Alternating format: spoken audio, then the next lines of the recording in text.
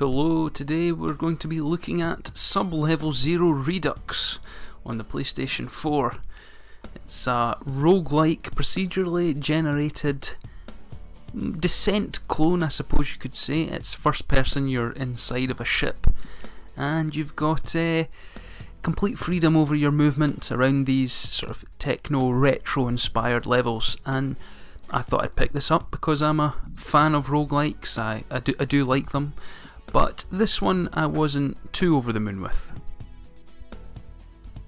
Now, I'm not that familiar with games like Descent or Forsaken. I did play some of Forsaken on the Nintendo 64 back in the 90s, but that wasn't the best version of that game. I think the PC version was quite a bit better, but this is definitely SigTrap Games' version of Descent and Forsaken. The influence here is clear.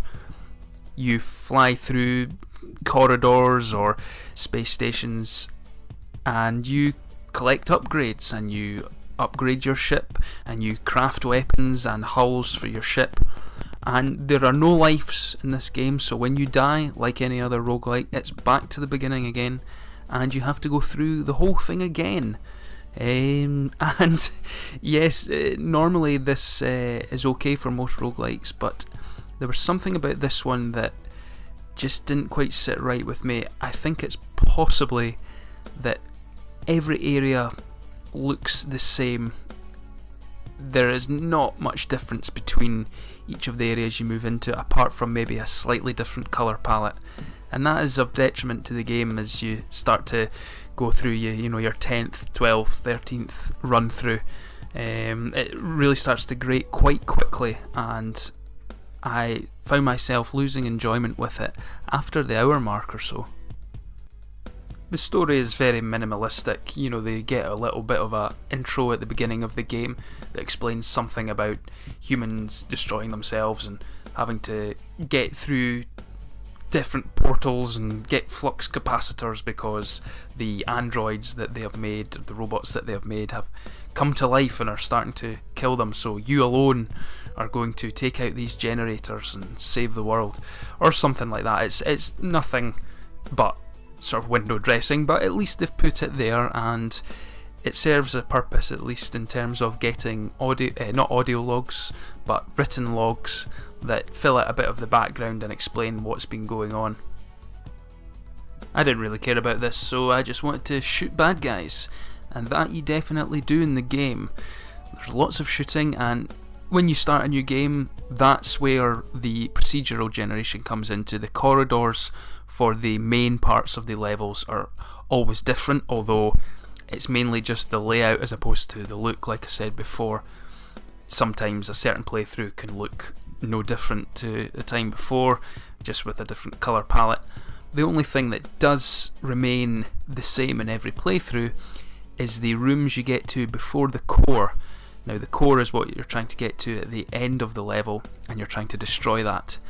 And the cores they're kind of like bosses. You are surrounded by difficult enemies when you're trying to destroy it, and as you progress through the levels, the cores themselves actually have attacks that they can hit you with, and it can get quite difficult in later levels. Whilst the game is good fun in terms of gameplay, the problems that I mentioned before with it looking quite similar is that you can get lost and disorientated very easily in these levels. All the walls, all the ceilings and all the doors look identical, and if it wasn't for a fairly good map system, you'd never find the end of the level. It can be really frustrating at times when you get to what you think is near the end of the level, you look at the map and you're actually back at the beginning of the level, which maybe just explains my use of the map and that I should use it more. But yeah, it's not the best, and also it can be very nail-biting at times, the game, but not for good reasons. Not because it's necessarily tricky, but because a lot of the pickups that you get from destroyed enemies look like enemies, and if an enemy is behind them in a packed room, quite often you think you've maybe cleared out the area, and then you get shot from a missile from behind a bunch of pickups, and that's because you didn't see the enemy behind it because it's all just neon lights in your face. So whilst not a waste of money by any means, and the fact that it is actually not a full price game either, it's around £20, Sublevel Zero Redux is definitely not the worst game you could purchase. It's good fun for a couple of hours. If you like Descent style retro kind of shooters or space shooters and you like roguelikes, then, you know, and you're looking for something to play, then it's definitely worth a try, but I can't see it lasting you much longer than, 4 or 5 hours. Anyway, I hope you enjoyed this review, and thanks for watching, and we'll see you in the next review.